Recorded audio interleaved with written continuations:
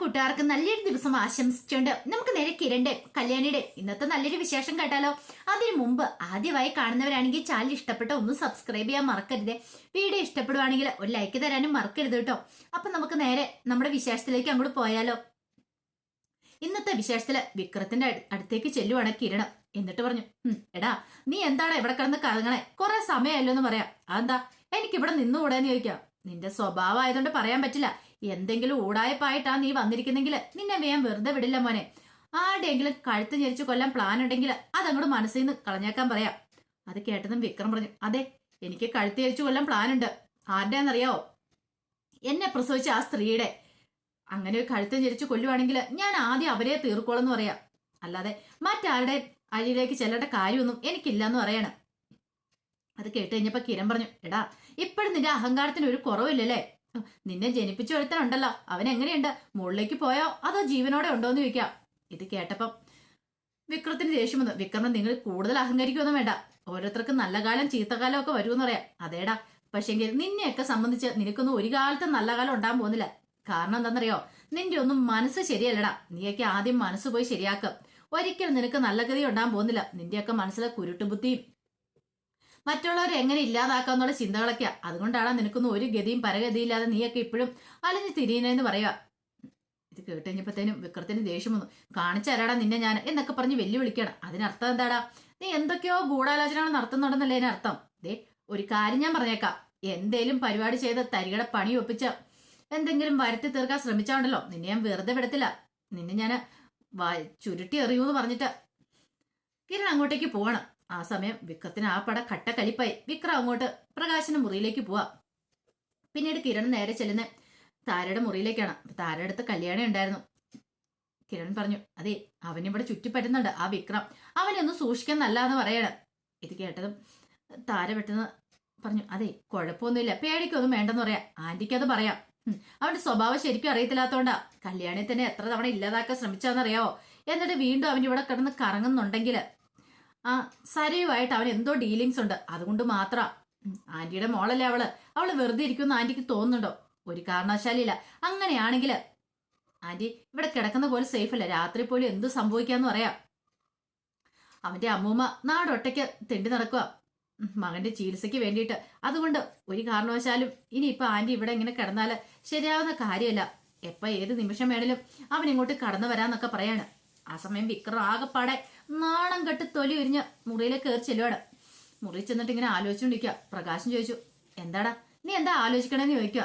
ഇത് കേട്ടതും വിക്രം പറഞ്ഞു, മുകളിലേക്ക് അങ്ങനെ പോകാം, അതിനെക്കുറിച്ച് ചിന്തിച്ചാന്ന് പറയാം.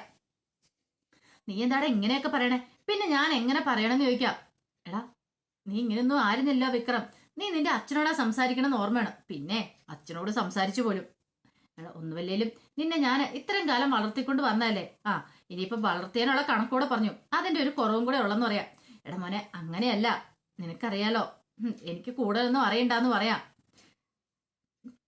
നീ ഇങ്ങനെയൊന്നും പറയല്ലേ. എനിക്കിതൊക്കെ കേട്ട് കഴിയുമ്പോ എന്തോ വല്ലാത്തൊരു ബുദ്ധിമുട്ട് തോന്നും. എനിക്ക് അസുഖം വരുന്ന ആരെങ്കിലും പറഞ്ഞിട്ടാണോടാ? നിനക്ക് അറിയാലോ ആ കിരണിന്റെ കല്യാണിന്റെ ഏറ്റവും വലിയ ശത്രു ആ സരയു എന്നറിയാലോ. അവളെ കൂട്ടുപിടിച്ച് നിനക്ക് എന്തെങ്കിലും ചെയ്യാൻ പറ്റില്ലെന്ന് ചോദിക്കാം. കൂട്ടുപിടിച്ച് ചെയ്യാം, പക്ഷെ ഒരു കാര്യമുണ്ട്. പിന്നെ എന്നെ കാണാൻ പറഞ്ഞെങ്കിൽ നിങ്ങൾ വല്ല ജയിലിലും വരേണ്ടി വരും. ഈ പറയുന്ന അമ്മൂമ്മയോ അച്ഛനും ഒക്കെ. പിന്നീടുള്ള എന്റെ വാസം ജയിലിലായിരിക്കും. അങ്ങനെ മതിയെങ്കിൽ ഞാൻ അവളോടൊപ്പം ചേർന്ന് എന്തെങ്കിലുമൊക്കെ ചെയ്ത് കൂട്ടി വെക്കാന്ന് പറയണം. എടാ മോനെ നീ ഇങ്ങനൊന്നും പറയലാണെന്ന് പറയും. പിന്നെ ഞാൻ എന്ത് പറയാനാ? മനുഷ്യ ഒരു സമാധാനം ഇല്ല. എന്ത് ചെയ്യണമെന്ന് അറിയത്തില്ല. ആകെപ്പാടെ ഭ്രാന്ത് പിടിച്ച് സമുദ്രേറ്റിക്കൊണ്ടിരിക്കുവെന്ന് പറയാണ്. എടാ നീ എന്താ ഇങ്ങനെ? ഈ ഹോസ്പിറ്റൽ ബില്ല് അടയ്ക്കാൻ തന്നെ അമ്മൂമ്മ കിടന്ന് കഷ്ടപ്പെടുന്ന നിനക്കറിയാലോ. ഇതേ ഇപ്പൊ തന്നെ കണ്ടില്ലേ, അച്ഛനും അമ്മേനെ പ്രായമായ അച്ഛനും അമ്മേനെയൊക്കെ നോക്കേണ്ട ആരുടെ കടമയാ? മക്കളുടെ കടമയല്ലേ നിൽക്കും. ഓഹോ അങ്ങനെയാണോ? എന്നിട്ട് ഇപ്പൊ അമ്മൂമ്മ നാട് നീള തെണ്ടി അടക്കമുള്ളോ അച്ഛനെ നോക്കാനായിട്ട്? അതെന്തിനാ? അമ്മൂമ്മനെ അച്ഛൻ നോക്കുന്നുണ്ടോ വൃത്തിക്ക്? ഇല്ലല്ലോ. പ്രായമായ സമയത്ത് ഇപ്പോഴും അമ്മൂമ്മയല്ലേ അച്ഛന് ചെലവിന് കൊണ്ടാ തരുന്നേന്ന് ചോദിക്കുക. ഇത് കേട്ടപ്പോ പ്രകാശന് നാവടഞ്ഞു പോയി. പ്രകാശൻ എന്തേലും പറയാൻ പറ്റുമോ? ഇതിൽ പരിപാടി നാണക്കേട് വേറെയില്ല. പ്രകാശൻ ഒന്നും മിണ്ടിയില്ല. വിക്രം അങ്ങോട്ടേക്ക് ഇറങ്ങി പോവാണ്. അങ്ങനെ പുറത്തിറങ്ങി കഴിഞ്ഞപ്പോഴത്തേനും സരുവിന്റെ കോള്. വിക്രം എങ്ങനെയാ കാര്യങ്ങള്? എങ്ങനെയാ? ആ മുറിക്കകത്തേക്കൊന്നും കയറാൻ പറ്റുന്നില്ല. അവിടെ കല്യാണി ഉണ്ടെന്ന് പറയണം. എടാ നീ നിന്റെ ബുദ്ധി പ്രയോഗിക്കുക.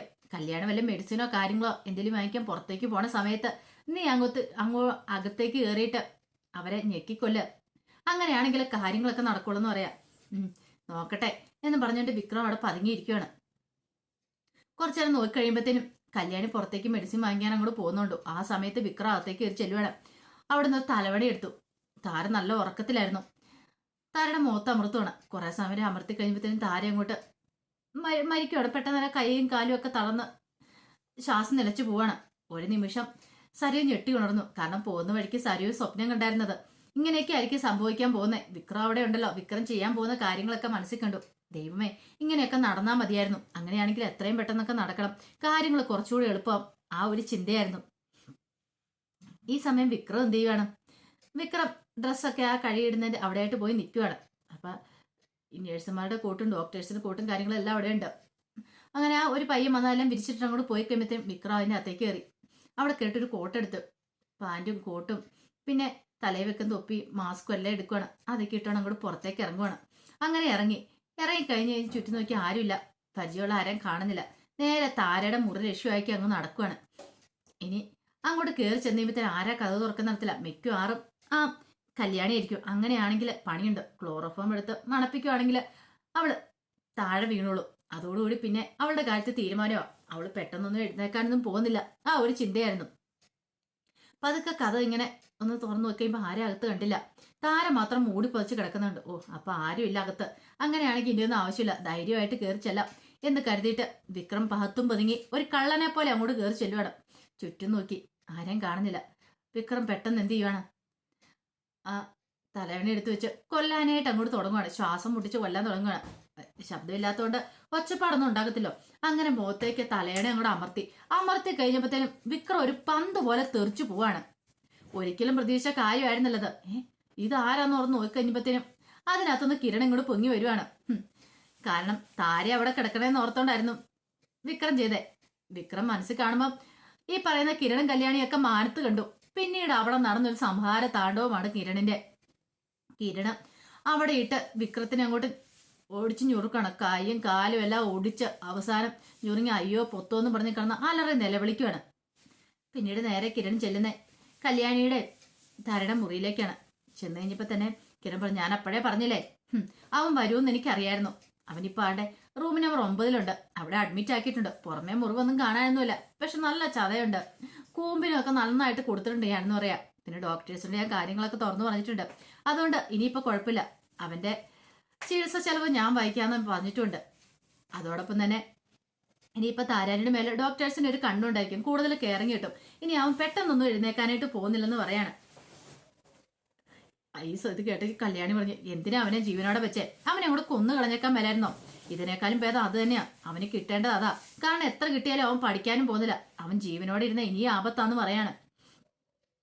പിന്നീട് സരയു നേരെ കല്യാണി നേരെ താരയുടെ അടുത്തേക്ക് ചെല്ലുവാണ്. താരയുടെ അടുത്ത് എന്നിട്ട് കണ്ടില്ലേ അമ്മയുടെ മോള് ചെയ്തു കൂട്ടുന്ന പണി. എല്ലാവരും കൂടെ കൂടി ചേർന്നിട്ട് അമ്മേനെ ഇല്ലാതാക്കാനാണ് ശ്രമിക്കുന്നത്. ഞങ്ങൾ അമ്മേനെ സംരക്ഷിക്കാൻ ശ്രമിക്കുന്ന സമയത്ത് അമ്മയുടെ മോൾ അമ്മേനെ ഇല്ലാതാക്കാൻ നടക്കുമെന്ന് പറയണം. ആ സമയത്ത് പുറത്തൊരു കാറ് നിന്നു. കാറിനകത്തുനിന്ന് സരയും കൊണ്ട് ഇറങ്ങുവാണ്.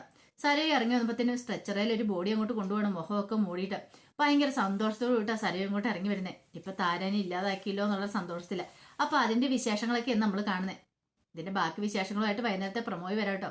അതോടൊപ്പം തന്നെ എല്ലാവരുടെയും വിശേഷങ്ങൾ ചാനലിനകത്ത് അപ്ലോഡ് ചെയ്യുന്നുണ്ട് കേട്ടോ. കിരണിന്റെയും കല്യാണിന്റെയും കൂടാതെ ആദർശിന്റെയും നയനയുടെയും ബാലിന്റെയും ഗോമതിയുടെയും എല്ലാവരുടെയും വിശേഷങ്ങൾ ഇടുന്നുണ്ട്. അപ്പൊ എല്ലാവരും മറക്കാതെ അതോടെ കേടി കാണണം കേട്ടോ. ഒരിക്കൽ കൂടി എല്ലാവർക്കും നല്ലൊരു ദിവസം ആശംസിച്ചുകൊണ്ട് നിർത്തുന്നു. നന്ദി.